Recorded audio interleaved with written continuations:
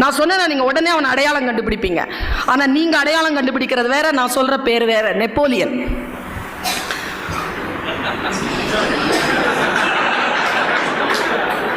நான் சொல்றது மாவீரன் Napoleon. Very powerful man. அதனால்தான் அதுக்கு அந்த பேரை வச்சிருக்காங்க போல. எனக்கு இந்த மாதிரி கான்ஃபரன்ஸ்ல பெண்களை பார்த்தால் சந்தோஷம்.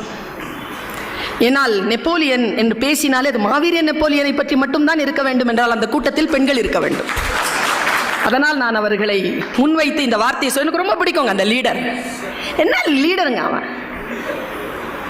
நான் போயிருந்தேங்க, பிரான்ஸ் போயிருந்தேன். 4 அடிங்க, 9th ஸ்டாண்டர்ட் பாய் மாதிரி இருக்கிறான். அவனுடைய ட்ரெஸ் வந்து அந்த வர்சைல் அவனுடைய அரண்மனைக்குள்ள இருந்தது.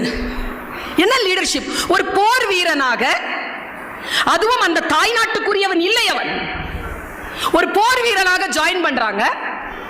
17 வயசுல, 25-26 வயசுல அவன் வந்து அந்த நாட்டுக்கு பேரரசன். என்ன குவாலிட்டி இருந்ததுங்க அவன்கிட்ட! என்ன அலர்ட் தெரியுமா அவன்! Is very alert, very alert.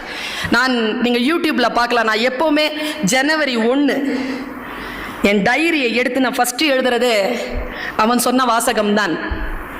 அவன் எனக்கு சொல்லிட்டு போன வாசகம். முடிந்தால் அதை உங்களுக்கு புரிந்தால் நீங்களும் அதை எடுத்துக்கொள்ளுங்கள். அவனுக்கு நீச்சல் தெரியாது.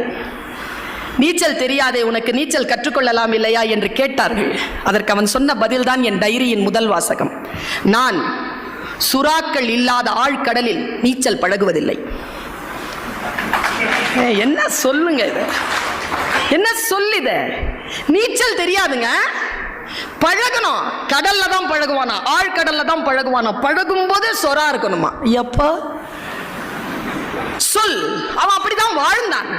நான் போயிருந்தேன், அவனுடைய சமாதியை பார்க்க போயிருந்தேன். சீன் நதிக்கரையில் நான் புதைக்கப்பட வேண்டும் என்று சொன்னான்.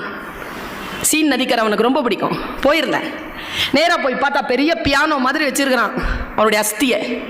பார்த்துட்டு மேலே போய் பார்த்தேன். கீழே போய் பார்க்கணுன்னா கீழே போய் கூப்பிட்டுட்டு போனேன். அங்கே போய் பார்த்தேன். நான் சொன்னேன், கீழே இவ்வளோ பிரம்மாண்டமாக தெரியுது, ஏன் முதல்ல மேலே கூட்டிகிட்டு போய் கீழே கூப்பிட்டு வந்தீங்கன்னு. அதுக்கு அந்த கைட் சொன்ன பதில் என்ன தெரியுமா? எங்கள் தலைவனை, எங்கள் நாட்டின் பேரரசனை நீங்கள் சமாதி நிலையில் பார்க்க வேண்டும் என்றாலும் முதலில் தலை வணங்கித்தான் பார்க்க வேண்டும், பிறகு நேராக பார்த்து கொள்ளலாம் என்று சொன்னார்.